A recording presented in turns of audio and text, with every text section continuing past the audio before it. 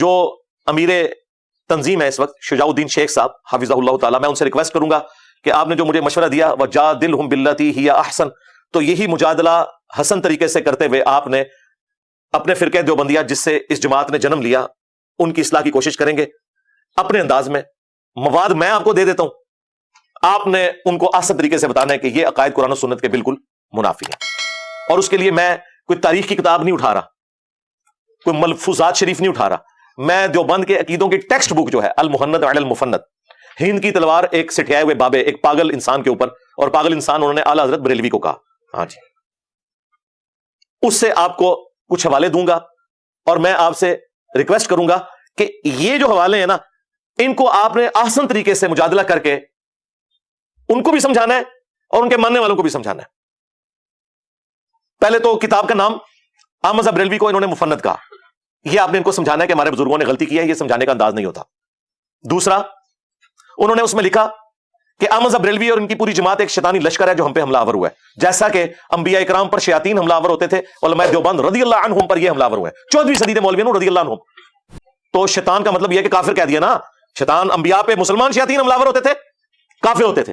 اچھا، تیسرا اس میں انہوں نے کہا کہ محمد بن عبد الوہاب صاحب کی پوری جماعت جو ہے یہ وہابی فرقہ اہل حدیث، یہ خوارج کی ایک جماعت ہے، ان کو خارجی کہا. یہ آپ نے آسان طریقے سے انہیں سمجھانا ہے. چوتھی بات، اس کتاب کے اوپر آپ کے حکیم الامت اشرف علی تھانوی صاحب اور ڈاکٹر اسرار صاحب کے حکیم الامت اشرف علی تھانوی صاحب کے سگنیچر ہوئے ہیں، اور 30 علماء کے مزید سگنیچر ہیں، جس میں آپ کی جماعت کے بزرگان دین یوسف لدھیانوی صاحب بھی اور یہ لوگ بھی شامل ہیں، سارے بعد والے بھی اس میں اپنے سگنیچر وقت کے ساتھ ایڈ کر کے نا اس کو یعنی انڈورس کرتے رہتے ہیں. تو آپ نے یہ بتانا ہے کہ اشرف تھانوی صاحب نے اس طرح کی کتاب کو انڈورس کیوں کیا. ٹھیک ہے جی، 4 باتیں ہوگی. 5ویں بات، اس میں عقیدہ انہوں نے لکھا ہے کہ ہم بزرگوں کی قبروں اور سینوں سے فیض لینے کے قائل ہیں. ہم بزرگوں کی قبروں اور سینوں سے فیض لینے کے قائل ہیں، اس طریقے پہ نہیں جو عوام میں رائج ہے، اس طریقے پہ جو خواص میں ہے. اب وہ خواص میں کون سا ہے وہ آپ نے ہمیں بتانا ہے. انہوں نے تو آپ کو نہیں بتانا، ہم بتا دیتے ہیں کہ کیا ہے خواص کے اندر. بتا دیں کس طریقے سے بتائیں؟ قبروں سے. جی انہوں نے بتایا ہوا ہے، اشرف تھانوی صاحب نے خود اس کی شرح میں کتاب لکھ دی ہے ارواح ثلاثہ، اس میں انہوں نے لکھا ہے کہ قاسم نانوتوی صاحب مرنے کے 6 سال کے بعد خواب میں نہیں بیداری میں اپنی قبر سے نکلے، دیوبند کے 2 مولویوں کی صلح کرا کے دوبارہ قبر میں واپس چلے گئے، اور جس مولوی کے پاس آئے تھے سخت سردیوں کے اندر بھی لحاف کے اندر اس کا پسینہ چھوٹ گیا. ظاہر مردہ نکل کے آ جائے تو ظاہر بڑے بڑے بزرگان دین کا پسینہ نکل جائے گا. تو یہ قبر سے جائز طریقے سے یوں فیض ملتا ہے. ہاں بریلوی کریں تو علماء سو تو اڈے کرن پھر سو نہیں ہوئے گا. اور میں دسنا تو پھر سو کر دینے. اور سینوں سے فیض وہ بھی انہوں نے بتایا. ہاں اسی ارواح ثلاثہ میں لکھا ہے کہ مدرسہ دیوبند کے جو بانی تھے قاسم نانوتوی، ان کو رشید احمد گنگوئی نے عوامی اجتماع کے اندر اپنے ساتھ چرپائی پہ لٹایا عاشق صادق کی طرح، یہ اس میں لکھا ہوا. اور پھر ان کے یہ سینے کے بٹن کھول کے سینے پہ ہاتھ پھیرا. جو آپ سمجھ رہے ہیں وہی کچھ ہو رہا تھا. ہاں کیونکہ قاسم نانوتوی صاحب نے یہی سمجھا. ان کا میاں لوگ کیا کہیں گے، یعنی آپ یہ جو حرکتیں کر رہے ہیں لوگ کیا سوچیں گے، آپ یہ کیا کر رہے ہیں. یہ مفتی عبدالعزیز کی ویڈیو تو ابھی نکلی ہے نا، باقی لوگوں کی یہ پرانوں کی میں بتا رہا ہوں. اس زمانے میں کیمرہ ہوتا تو ویڈیو بھی آپ کو دکھا دیتا. ہاں ظاہر ہے کہ جلسوں کی ویڈیوز بناتے ہیں نا، تو یہ پبلکلی ہوا ہے، کمرے میں نہیں ہوا. اور دیکھیں نقل کون کر رہا ہے، اشرف تھانوی صاحب اپنی منڈی ٹھوکے تھے. اور کتاب کا نام ہے حقائق اولیاء ارواح ثلاثہ، اولیاء اللہ کی یہ کرامات اور حقائقیں لکھ رہے ہیں. تو کہہ رہے ہیں میاں لوگ کیا کہیں گے. تو آگے سے گنگوئی صاحب کو پھر بھی حیا نہیں ہے، انہوں نے کہا بھائی کہنے دو لوگوں کو، ہاں جو بھی کہیں ہم نے ایسے ہی کرتے رہنا. اور اس کی اگلی قسم بھی ہے، ہاں تذکرۃ الرشید، رشید احمد گنگوئی صاحب کے حالات و واقعات جمع کیے ہیں ان کے خلیفہ نے. اس میں وہ لکھتے ہیں کہ رشید احمد گنگوئی صاحب کہتے ہیں کہ ایک رات میں نے خواب میں دیکھا کہ قاسم میاں، وہی قاسم نانوتوی صاحب جن کو انہوں نے بستر پہ لٹایا تھا نا اپنے ساتھ، اور وہ چیخیں مارے تھے میاں میاں کر رہے تھے، وہ خواب میں بھی ان کا پیچھا نہیں چھوڑتے تھے. ظاہر آپ دن کو جو کچھ سوچیں گے وہی کچھ خواب میں آئے گا. وہ کہتے ہیں میں نے دیکھا قاسم میاں دلہن کی شکل میں میرے خواب میں آئے ہیں. اور پھر آگے بھی جو ہے نا، ہاں وہ بھی انہوں نے اس میں ذکر کیا. ہاں وہ ہم کیمرے میں دکھا دیں گے.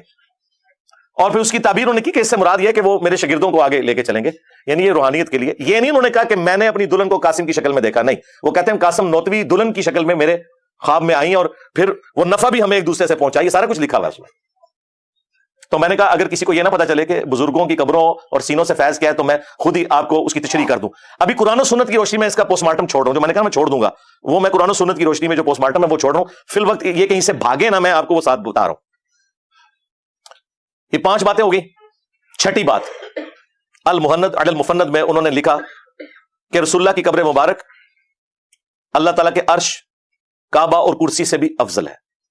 عرش سے افضل رسول اللہ کی قبر مبارک کو انہوں نے ڈکلیئر کیا. کسی آیت اور حدیث کا حوالہ نہیں دیا, کوئی دلیل پیش نہیں کی, صرف ایک جو اپنے بزرگوں کی قبروں کے ساتھ لوگوں کو جوڑنے کے لیے نبی الاسلام کی قبر مبارک کے بارے میں ایک جھوٹا عقیدہ بیان کیا. اس کا میں پوسٹ مارٹم قرآن و سنت کی روشنی میں آلریڈی کئی دفعہ کر چکا ہوں. آپ نے یہ بتانا یہ عقیدہ نکالا کہاں سے ہے, تو آپ کو یہ کہیں گے کہ اصل میں نا انسان کی جو قبر کی مٹی ہے اسی سے اس کا خمیر اٹھایا جاتا ہے. تو بیسیکلی نبی الاسلام قبر مبارک میں جس جگہ آرام کر رہے ہیں نا, تو وہ مٹی آپ کے جسم کا حصہ ہے, اور رسول اللہ جو ہیں وہ اشرف المخلوقات ہے, اس لیے عرش بھی ایک مخلوق ہے, تو نبی الاسلام عرش سے افضل ہے. نہ دھوکہ دینا بند کرو. انہوں نے کہا وہ حصہ ہے زمین جو رسول اللہ کے ساتھ ٹچ ہے, رسول اللہ کو انہوں نے افضل نہیں کہا. وہ کہتے نہیں اس میں سے نکلا ہے, تو اس میں سے اگر نکلے ہیں تو حضرت ابوبکر عمر بھی پھر اللہ کے عرش سے افضل ہوئے, کیونکہ وہ مٹی تو کٹی ہے وہاں پہ. اور آخری بات, نبی الاسلام کی قبر مبارک کا کوئی حصہ آپ سے ٹچ ہی نہیں کیے ہوئے, کیونکہ مسلم شریف میں حدیث ہے کہ نبی الاسلام کو دفنانے سے پہلے قبر مبارک میں سرخ رنگ کی ایک چادر بچھائی گئی تھی تاکہ وہ مٹی نبی الاسلام کے جسم میں عطر کو ٹچ ہی نہ کرے. بیسیکلی شیطان انہیں پٹی پڑھاتا ہے. انہوں نے الرحمن علی العرش استوى, رحمان اپنے عرش پر مستوی ہوا جیسا کہ اس کی شان کے لائق ہے. ہم نہ جہمیہ ہیں نہ مجسمہ ہیں, جیسا کہ اس کی شان کے لائق ہے. وہ ہماری رگے جان کے بھی قریب ہے جیسا کہ اس کی شان کے لائق ہے. تو اس کے ایکویلنٹ انہوں نے قبر رسول کو کھڑا کیا. یہ پیچھے ریزن تھی, نبی علیہ السلام کی بات نہیں ہو رہی. 6 چیزیں ہوگی. اور 7واں بھی عقیدہ انہوں نے لکھا کہ نبی علیہ السلام کی قبر مبارک میں زندگی کو ہم دنیا کی سی مانتے ہیں. قرآن تو کہہ رہا ہے کہ تمہیں اس زندگی کا شعور ہی نہیں ہے, یہ کہتے ہیں دنیا کی سی. وہ کہتے ہیں اصل میں ہم نے دنیا کی سی اس لیے کہا ہے, وہ آخرت کی زندگی, لیکن وہ دنیا کی سی اس طرح ہے کہ دیکھیں نبی علیہ السلام نے حضرت موسیٰ علیہ السلام کو شب معراج نماز پڑھتے ہوئے دیکھا.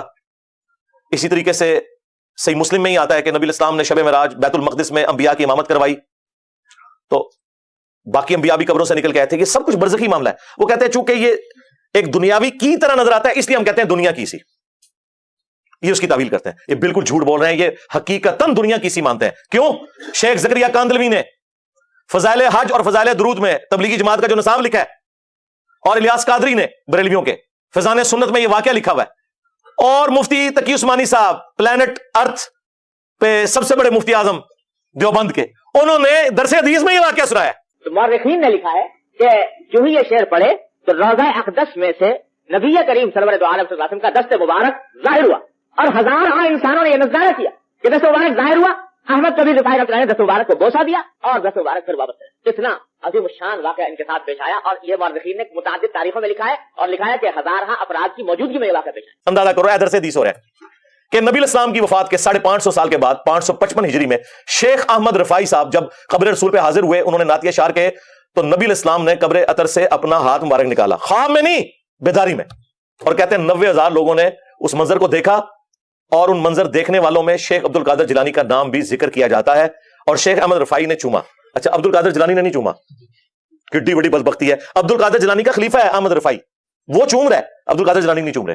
اور جھوٹ ہے بھائی, عبد القادر جیلانی رحمۃ اللہ علیہ پہ جھوٹ باندھا انہوں نے.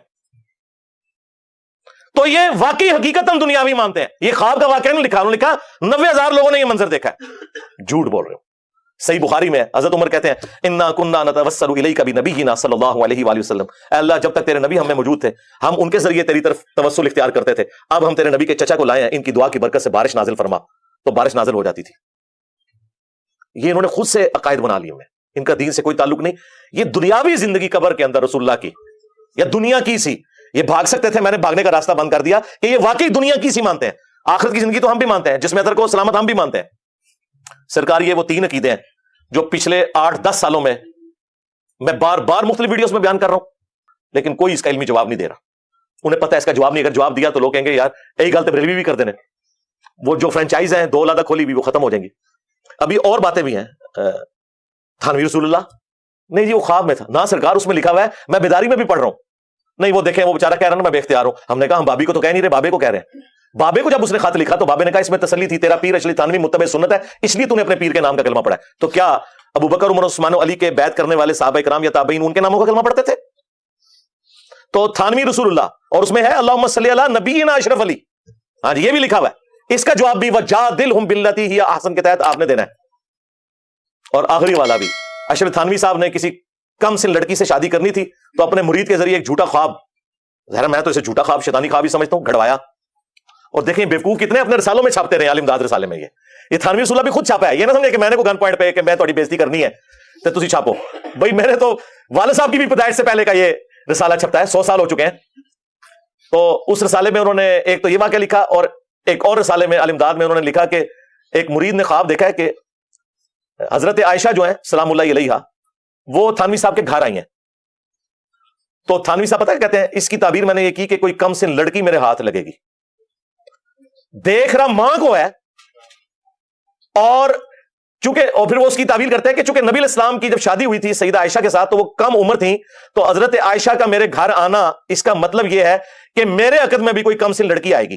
یہ یعنی یہ جو آج کے صرف مفتی نہیں ہے جو مطلب مریدنیوں سے یا شاگردنیوں سے شادیاں کرتے ہیں، پرانے میں یہی کچھ سمجھے.